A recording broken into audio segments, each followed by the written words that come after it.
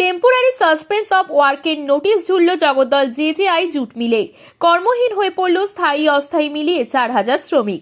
সোমবার সকালে কাজে যোগ দিতে এসে শ্রমিকরা দেখেন মিলের গেটে সাময়িক বন্ধের নোটিশ ঝুলছে।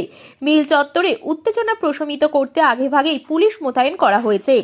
যদিও মিল কর্তৃপক্ষ কাঁচামালের অভাব এবং কাঁচা পাটের মূল্যবৃদ্ধিকে দায়ী করেছে। এই মিল বন্ধ হয়ে যাওয়ার কারণ হিসেবে বিজেপি নেতা প্রিয়াঙ্গু পাণ্ডে বলে, পুরো চক্রান্ত করছে তৃণমূল কংগ্রেস। ভোটের আগে এভাবে মিল বন্ধ করে দিলে শ্রমিকরা দেশে চলে যাবে। বাংলাদেশ থেকে কাঁচামালটা আসতো, এখন আসছে না গন্ডগোলের জন্য। শ্রমিকরা বাইরে চলে গেলে লাভ হবে তৃণমূল কংগ্রেসের, কারণ মিল শ্রমিকরা তৃণমূলকে ভোট দেয় না।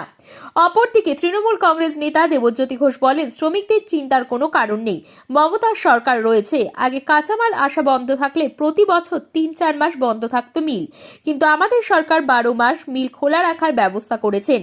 কেন্দ্রীয় সরকার প্লাস্টিক ব্যাগ এনে জুট মিলগুলিকে পঙ্গু করে দিয়েছে। नहीं है, हम लोग शनिवार को काम किया, रविवार हम लोग का ऑफ था और अचानक आज नोटिस मार दिया सस्पेंशन ऑफ वर्क का। सुबह में बंसी नहीं हुआ, आदमी आया ड्यूटी के लिए लेकिन मिल बंद है, गेट खुला ही नहीं।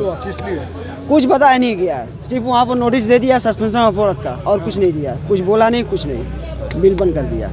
आदमी आया हम लोग S4 मशीन चलाते हैं। ये मिल का नाम क्या है? Jagaddal jute industry limited. Jagaddal jute Jagaddal jute industries limited. हाँ, कितना लेबर काम करता है? मिल का लगभग 450-500 आदमी काम करता है। कितना शिफ्ट चलता है? 3 शिफ्ट चलता है। 3 शिफ्ट चलता था, एक हफ्ता दो शिफ्ट चला है। इसके बाद अभी तक कोई खबर नहीं है। आप लोग चाहते हैं क्या?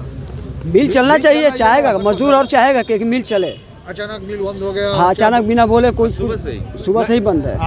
এটা পুরো চক্রান্ত করছে তৃণমূল কংগ্রেস। তার মূল টার্গেটটা হচ্ছে যে জুট মিলগুলো বন্ধ করিয়ে দেওয়া যাক, তাহলে আগামী দিন ইলেকশনের সময় যারা শ্রমিকরা আছে তারা অন্য জায়গায় চলে যাবে, যেহেতু এই শ্রমিকরা তৃণমূল সরকারের এগেনস্টেই বেশিরভাগ ভোট করে।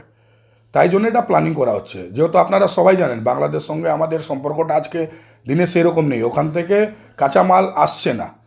তারপরেও সেন্ট্রাল গভর্নমেন্ট একটা কাজ খুব ভালো করেছে যে 1,28,000 টাকা পার টন যেটা জুটের আসতো সেটাকে বাড়িয়ে 1,42,000 টাকা করে দিয়েছে, যে আমাদের এখানে কোনোভাবে কোনো জুট মিল বন্ধ না হোক। কিন্তু চক্রান্ত করে তৃণমূল কংগ্রেস এটা প্ল্যানিং করে জুট মিলের মালিকদের সঙ্গে এটা প্ল্যানিং করে বন্ধ করার পুরোপুরি প্ল্যানিং করছে।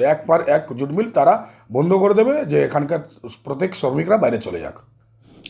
শ্রমিকদের বলবো আশঙ্কিত হওয়ার কোনো কারণ নেই। যতদিন বাংলার মসনদে মমতা বন্দ্যোপাধ্যায় আছে, মমতা বন্দ্যোপাধ্যায়ের নেতৃত্বে একটা মামাটি মানুষের সরকার চলে।